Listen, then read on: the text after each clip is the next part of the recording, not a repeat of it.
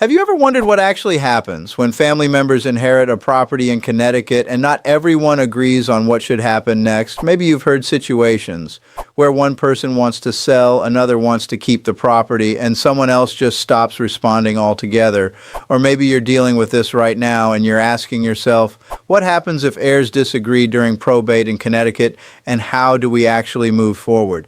Because here's the reality. This situation is more common than most people realize. And when disagreements happen, they don't just slow the probate process down, they can completely stall important decisions. So the real question becomes, do you try to figure things out as emotions rise? Or do you understand how the probate process works so you can handle the situation strategically? Because how you approach this can either help protect the value of the property or create delays, stress, and unnecessary complications. Before we continue, please note that I'm not an attorney and this video is not legal advice. If you have legal questions about your specific situation, please consult a qualified Connecticut probate attorney. In this video, I'm going to walk you through exactly what happens when heirs disagree during probate in Connecticut, and more importantly, how to handle it step by step. Stay tuned.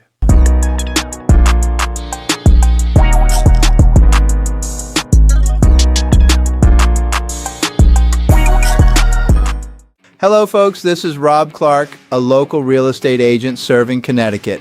On this channel, we break down what it's really like to live, work, eat, and play across Connecticut using real-world insight and clear explanations so you can make confident real estate decisions.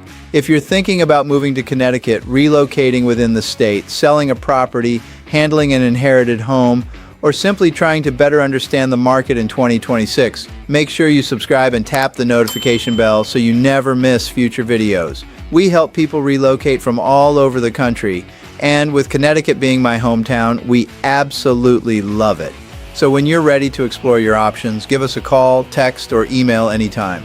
So, what actually happens when heirs disagree during probate in Connecticut? First, decision-making slows down. If one heir wants to sell the property, but another wants to hold on to it, the estate often cannot move forward smoothly without alignment or legal guidance. Second, time starts adding up quickly. Probate timelines can extend, communication may become inconsistent, and the property itself may remain unused for long periods. Third, the financial responsibilities continue. Property taxes, insurance payments, utilities, maintenance expenses, none of those costs stop simply because heirs disagree. And over time, those ongoing expenses can affect the overall value and outcome of the estate. Now here's something important to understand. Most disagreements are not actually about the property itself. They're often connected to emotion, stress, memories, or different financial situations between heirs. One person may see the home as an investment opportunity. Another may see it as part of their family history. Someone else may simply feel overwhelmed by the entire probate process. And when those perspectives are not communicated clearly, small disagreements can grow into larger problems. That's why understanding the process early matters so much, because the sooner structure is introduced, the easier it becomes to move the situation forward productively. The very first step is communication. And honestly, this is the step most people underestimate, because when people hear communication, they often think it simply means having a conversation.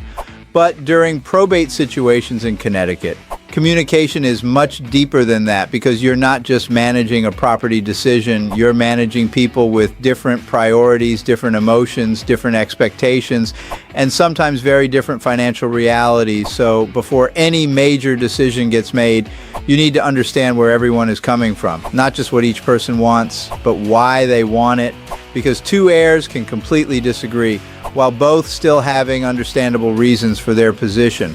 One heir may want to sell quickly because they need financial stability. Another may want to keep the property because they grew up there. Someone else may feel uncertain and avoid making any decision at all. And when those perspectives are not discussed openly, assumptions begin replacing communication. One person may assume another is being difficult. Another may feel pressured or ignored. And over time, trust and cooperation begin breaking down. That's why creating structured communication early is so important.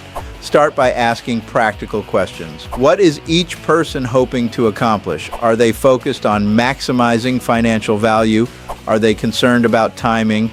Do they need access to funds sooner rather than later? Or is there emotional attachment involved? Maybe the property represents memories connected to a loved one. Maybe letting go of the home feels emotionally difficult. And when emotions become part of the process, the decision is no longer purely financial. Now, here's what usually changes everything. When people feel heard, the tone of the conversation often improves dramatically. Tension decreases, positions become clearer, and solutions become easier to identify because in many probate situations, the disagreement is not actually as far apart as it initially appears. Sometimes one heir decides to buy out the others. Other times, everyone eventually agrees that selling the property makes the most sense. There may even be situations where timing adjustments create compromise, but none of those outcomes happen without communication first. And that's why this step matters so much. It creates the foundation for every decision that follows. Yes, that's exactly what's happening. Now let's talk about the executor, because this is where organization and structure begin becoming extremely important. The executor is responsible for helping manage the estate throughout the Connecticut probate process. But more importantly, their role is helping make sure the process continues moving forward properly. Think of the executor as the coordinator of the estate. They're responsible for helping manage multiple moving parts at the same time. That includes handling estate-related paperwork, coordinating communication between heirs, working alongside probate attorneys and other professionals, helping oversee the property itself, and making sure legal requirements are followed correctly. But here's something many people misunderstand. The executor does not simply have unlimited authority. They cannot make decisions based purely on personal preference, and they cannot ignore the rights of other heirs involved in the estate. Every action they take must align with Connecticut probate guidelines and the overall best interest of the estate. So when disagreements happen, the executor often becomes the stabilizing force within the process. They help organize discussions, they help gather information from all parties, and they help keep the estate from becoming disorganized or stalled completely. Sometimes the executor may suggest practical next steps based on legal guidance. Other times, they may coordinate meetings with attorneys or outside professionals, and in more complex situations, additional support may become necessary to help everyone move toward resolution. But if communication and coordination still fail to create agreement, that's when the process typically moves into the next phase. And this is where understanding the available options becomes extremely important. I totally agree. Step 3, mediation versus legal action. If communication alone doesn't resolve the disagreement, there are usually two primary paths forward, and understanding the difference between these two paths matters tremendously because each option can affect timelines, costs, stress levels, and the overall outcome of the probate process. The first option is mediation, and in many Connecticut probate situations, this is often the most practical and productive next step. Mediation involves bringing in a neutral third party whose job is to help guide the discussion professionally. They are not there to take sides. They are not there to force decisions. Instead, they help create structure around the conversation. They allow each person to explain their concerns clearly. They identify areas where agreement may already exist, and they help keep discussions focused on solutions instead of emotions. Now, here's why mediation can be extremely effective. It slows the process down enough for people to think more clearly, because when emotions are high, people often react defensively. But when conversations become more organized and structured, solutions that once felt impossible can suddenly become realistic. And in many probate disputes, this is where agreements finally happen. Now, if mediation still doesn't resolve the issue, the next step may involve legal action. And once the court becomes directly involved, the environment changes significantly. The process becomes more formal, more rigid, and typically more expensive. One common legal outcome is something called a partition action. This is when the court determines how the property will ultimately be handled. And in many cases, that can result in the property being sold, even if not everyone originally agreed to it. Now, this is extremely important to understand. Legal action can absolutely create resolution, but it often comes with additional financial costs, longer timelines, and increased emotional stress for everyone involved. Court schedules can extend the process substantially. Legal fees begin adding up quickly, and flexibility becomes much more limited. That's why resolving disagreements earlier is usually the better path whenever possible. Because the earlier agreement is reached, the more control everyone maintains over the outcome. Court dismissed! Bring in the dancing lobsters! Step 4, real estate strategy. Now, once a decision has finally been made, especially if selling the Connecticut property becomes part of the plan, this is where strategy becomes extremely important. Because many people assume the difficult part is over once everyone agrees, but in reality, execution matters just as much as the decision itself, because how the property is handled from this point forward can directly impact the final financial outcome. First, property condition. Has the property been maintained consistently? Does it need repairs? Would certain improvements improve presentation and buyer interest? Sometimes smaller updates make a significant difference. Cleaning, decluttering, minor repairs, improving curb appeal. Other times, larger maintenance issues may need attention before the property is listed. And understanding what improvements make sense financially matters tremendously. Next comes pricing strategy. This isn't simply about selecting a number. Pricing requires understanding Connecticut market conditions, buyer activity, inventory levels, and how the property should be positioned competitively. If the home is priced too aggressively, buyer activity may slow down. If it's priced too conservatively, potential value may be lost. So, this step requires careful market analysis and precision. Then comes marketing and timing, professional photography, property exposure online, showing coordination, timing the launch correctly. All of these factors influence how buyers respond.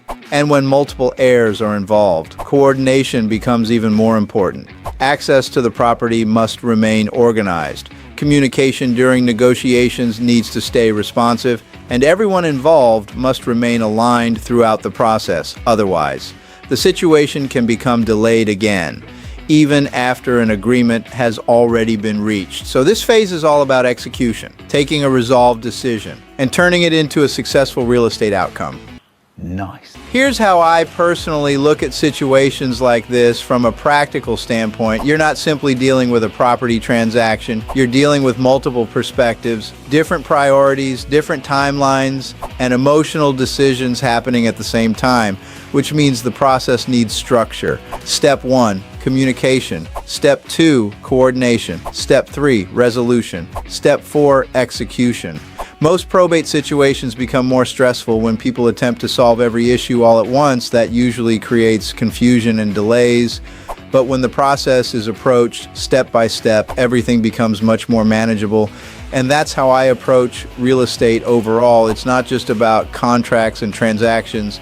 It's about helping people understand their options clearly, create structure around important decisions, and move forward with confidence during situations that already feel overwhelming, especially during probate situations where emotions and financial decisions are closely connected.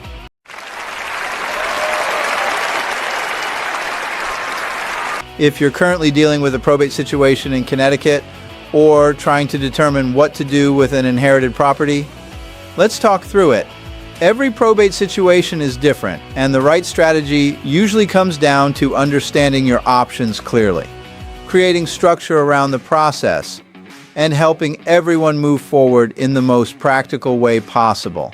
Feel free to call, text, or email me anytime for a personalized consultation. And if this video helped you better understand what happens when heirs disagree during probate in Connecticut, make sure you subscribe and tap the notification bell so you don't miss future videos covering probate, real estate strategy, relocation, and Connecticut market updates. I'm Robert Clark, helping you make smart, strategic real estate decisions throughout Connecticut. I'll see you in the next video.